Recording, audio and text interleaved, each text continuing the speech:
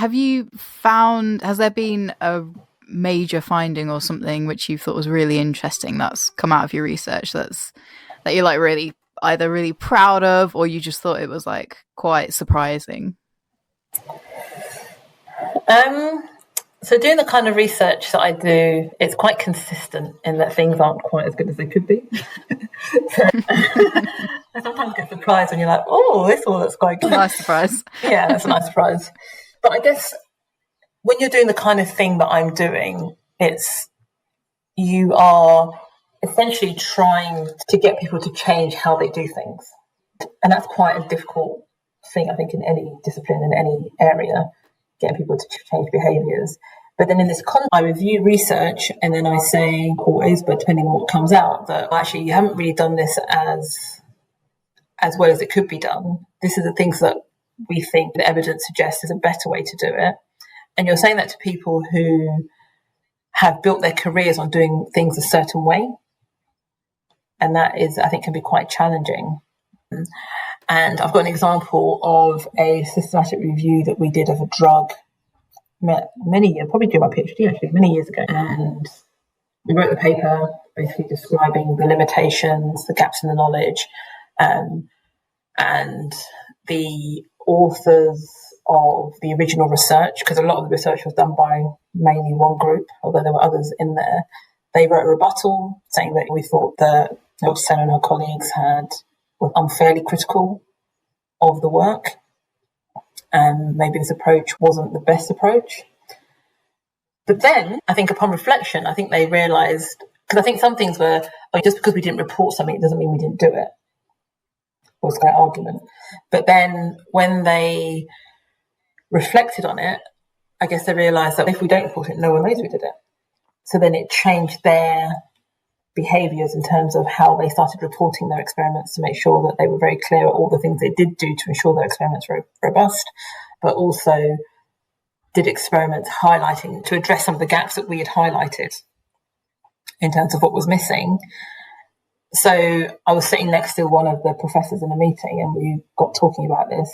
I said, that's interesting. Maybe I'll do an update review, because it had been a few years since the original review, and I did an update, and I can't remember how many more papers. I think there were another 10 papers that they published since then. And the quality, in terms of the reporting quality, had improved substantially.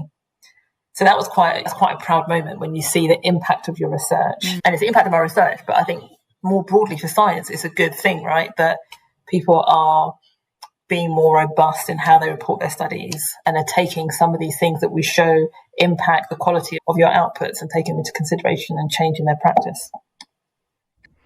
Definitely. I think, as you said, people build their careers on researching like something, building up this methodology. And so it can be quite disheartening when someone says, oh, you actually didn't do it as well as you could have, or you should have said that you did this as well. Yeah, I think it benefits science overall. It's that house of cards analogy that you said, that you're going to just get better data and better outputs, and then that's going to just have impact on science in the future.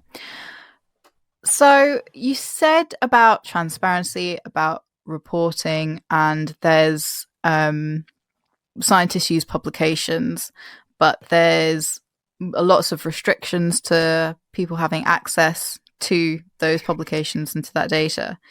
But one of the other things that you do in your many things that you're involved in is you're the editor-in-chief of the BMJ Open Science journal. Tell me a bit about that and why open science is so important.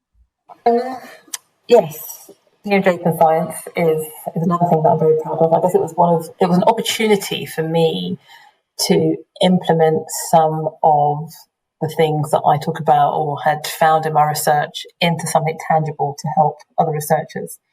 So it's the BMJ's only preclinical journal. Most of everything else they publish is clinical research, but we're the ones who focus on laboratory research. But also its focus is on open. And open science is a bit of a movement that's been going for a few years now. And I guess it was driven by, the concept that what's good for science doesn't really align very well with what's good for scientists.